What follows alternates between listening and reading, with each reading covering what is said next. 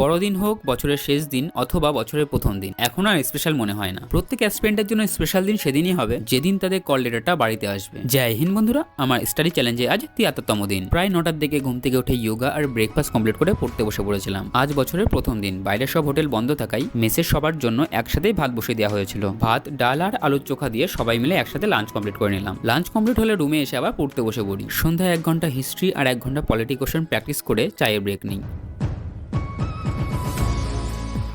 চা খাওয়া হয়ে গেলে একটা কলা খেয়ে আমি সন্ধ্যার ওয়ার্কআউট শুরু করে দিই। দুপুরের ভাত আর কিছু ডাল ছিল, তো সেটা গরম করে আমি রাতের ডিনার কমপ্লিট করে নিই। এরপর কিছুক্ষণ রেস্ট নিয়ে পড়তে বসে পড়ি। 10:30 থেকে 12টা পর্যন্ত ম্যাথ করে আমি ভার্বের লেকচার 3 কমপ্লিট করে নিই। এরপর 1 ঘন্টা মতো কারেন্ট অ্যাফেয়ার্স দেখে নিই। রাত 3টের সময় আমাদের 3 জনের রুমেই খাবার জল শেষ। এই রাত্রে জল কোথায় পাবো, সেই জন্য ট্যাঙ্কির জলই ফুটিয়ে খেতে হলো। আর বেশ খিদেও পেয়ে গেছিল, তো সবাই মিলে ম্যাগি করে খেয়ে নিলাম। এরপর ঘুমানোর জন্য প্রস্তুতি নিয়ে নিই। আজকে সব টাস্ক কমপ্লিট। আজকের সেলফি।